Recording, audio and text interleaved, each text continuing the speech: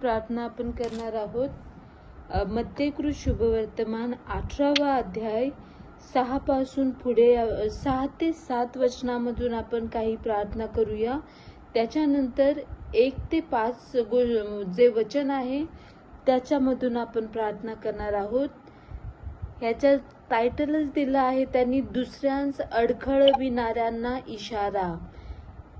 वचन 6 मध्ये आपल्याला पाहायला मिळतं, माझ्यावर विश्वास ठेवणाऱ्या ह्या लहानातील एकाला जो कोणी अडखळवील त्याच्या गळ्यात मोठ्या जात्याची तळी बांधून त्याला समुद्राच्या खोल पाण्यात बुडवावे, ह्यात त्याचे हित आहे। अडखळणामुळे जगाची केवढी दुर्दशा होणार।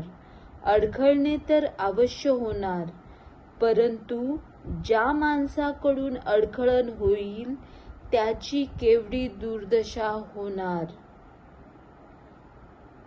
ख्रिस्ताची जी मंडळी आहे, जी आपल्या सर्वस्वाने जिवंत देवावर प्रीती करते, ज्यांनी आपला भाव व भिस्त जिवंत देवावर ठेवली आहे, ज्यांची आशा आणि ज्यांचा आधारस्तंभ फक्त परमेश्वरच आहे, कुठल्या व्यक्तीकडे त्यांनी दृष्टी लावली नाही, त्या व्यक्तीच्या अडखळणाचं, मग त्याच्या आध्यात्मिक जीवनाचा असू दे, त्याच्या सामाजिक जीवनाचा असू दे, त्याच्या प्रतिष्ठेच्या अडखळणाचं जो कोणी कारण ठरेल, त्याच्या आर्थिक अडखळणाचं जो कोणी कारण ठरेल, परमेश्वर तो कुणी का असेना, मग जगातला ज्याला जिवंत देव माहित नाही तो असू दे, किंवा ज्याला जिवंत देव माहित असून पण जिवंत देवाच्या सामर्थ्याची अवहेलना करणारा बुद्धिहीन असू दे, त्याची केवढी दुर्दशा होणार हे परमेश्वराचं वचन सांगतं।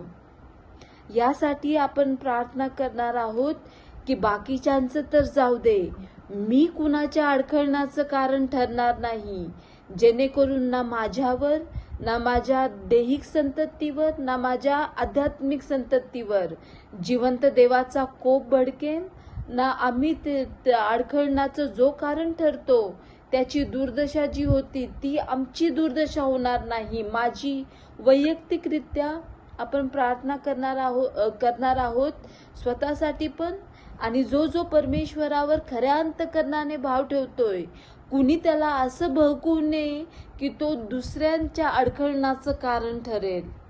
आमेन। इतके बुद्धिहीन आपण असू नये, तर जिवंत देवाच्या आत्म्याच्या प्रेरणेने आपण चालणारे असणार, जेणेकरून आपण कुणाच्याच अडखळणाचं कारण बनणार नाही।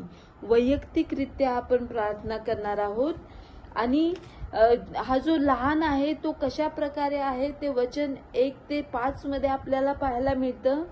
तो तान्ह्या बाळासारखा आहे। लहान बाळक कसं असतं, एकदम म्हणजे ज्यांना थोडं कळायला लागतं त्यांच्याबद्दल बोलत नाही, ज्यांना खोटं बोलता येतं, ज्यांना बरोबर आपलं जे काम आहे ते काढून कारण मुलं जशी मोठी होतात त्यांना मॅन्युप्युलेट करता येतं। आपल्या आईवडिलांना असो किंवा आपल्या फॅमिली मेंबर्स, स्पेशली आजी आजोबा असतील, बाकीचे कोण असतील, त्यांना ते मॅन्युप्युलेट करतात आणि आपल्याला ते आपण हसून घेतो, पण ते हसण्यावारी घेण्याची गोष्ट नाहीये।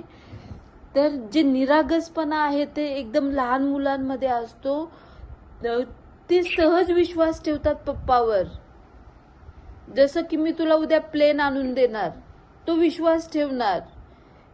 तशा प्रकारचा जर परमेश्वराचं वचन सांगते, तुझ्या पापांची क्षमा झाली आहे, तू माझ्याकडे वळलास, तुला तारण देणार, मी दैवी आरोग्य देणार, का प्रश्न न करता जो कोणी विश्वास ठेवणार एकदम लहान बाळासारखं, त्याला परमेश्वर त्याच्या आशीर्वादाने भरणार, हे आपल्याला इथं पाहायला मिळतं।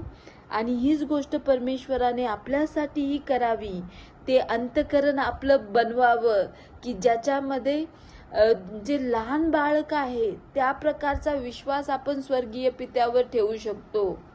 तर्कवितर्क न लावता डाऊट वचनावर न करणारे लोक परमेश्वराने या भूतलावरील एंड टाइम जनरेशनला बनवावं, जेणेकरून डॉक्टर काय बोलतात, परिस्थिती काय बोलते, बाकीचे लोकांचा अनुभव काय बोलतोय त्याच्यावर नाही, तर माझी परिस्थिती वेगळी असणार, कारण मी जिवंत देवावर विश्वास ठेवला आहे.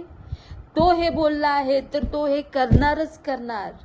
असा जो निरागस बाळाचा विश्वास असतो तो परमेश्वराने आपल्याला द्यावा, यासाठी आपण प्रार्थना करूया.